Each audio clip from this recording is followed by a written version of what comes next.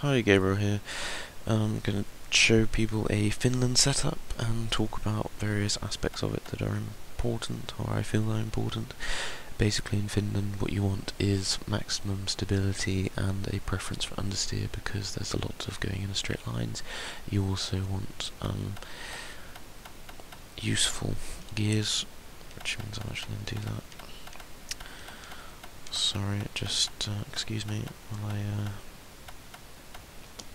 sort my gears out because they were just absolutely bloody garbage. Okay, so brakes, brake strength we want the same as any other place. We want to be able to feel them when you use them, but not be so good that we can lock up all the time. I suggest people employ a bit of progressive braking sometimes, if you're really badly struggling with that. Front brake preference, because I feel that it helps you just keep the car on the road way more than it does having the bias towards the rear. Something I should really change on my grease setup is to back to having rear bias brakes, but hey, there we go.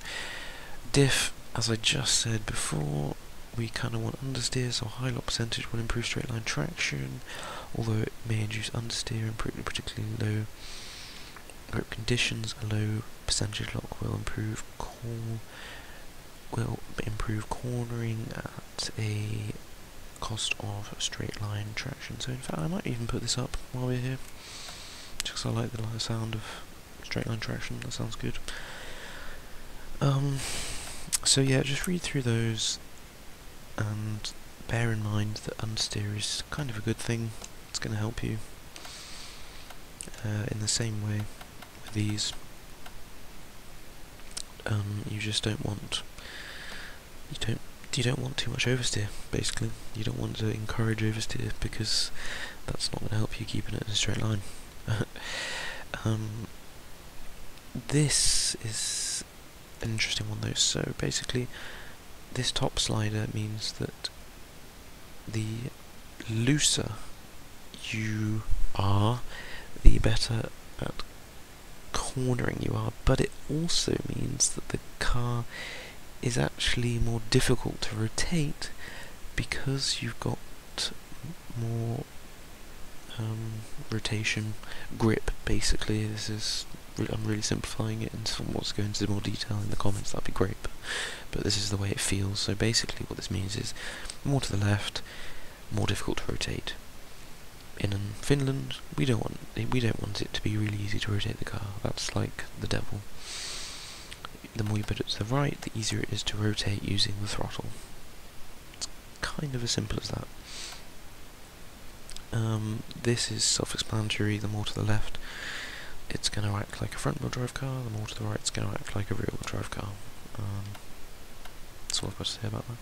Suspension is kind of firmish because that really helps with stability. The ride height is maxed out because jumps are a bitch in Finland.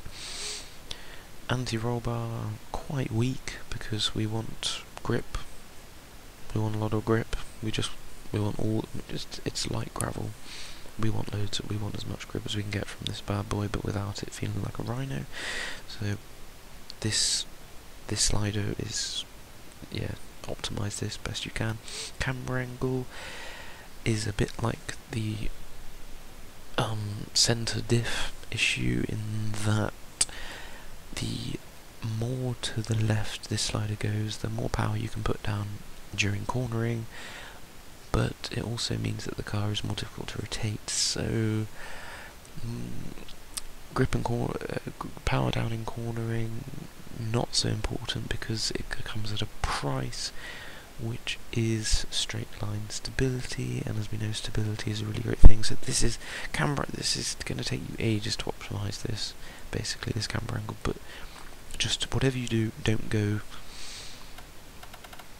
in this way. This is never good. This is never a good direction, ever.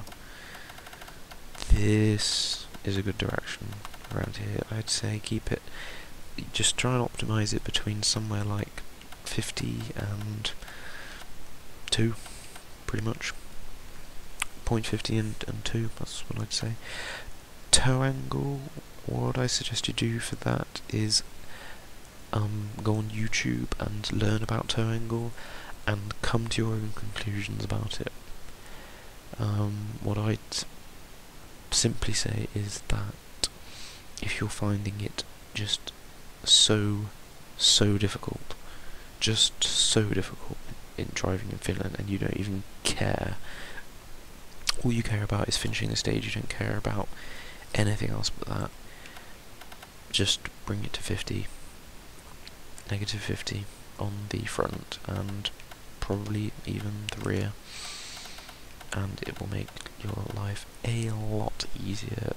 By the way, the rear suspension is just a mirror of the front. Damping is really tough. It's really tough. You will find yourself, if you know what you're doing with damping, let me know. Please let me know. That's all. I throw my hands up. I can tell you that what I tend to do with damping is, if the car is hitting the floor really easily, then you would need to firm up your damping. If the car is bouncing around like a pogo stick who thinks it's a rally car, then you need to soften them up a bit.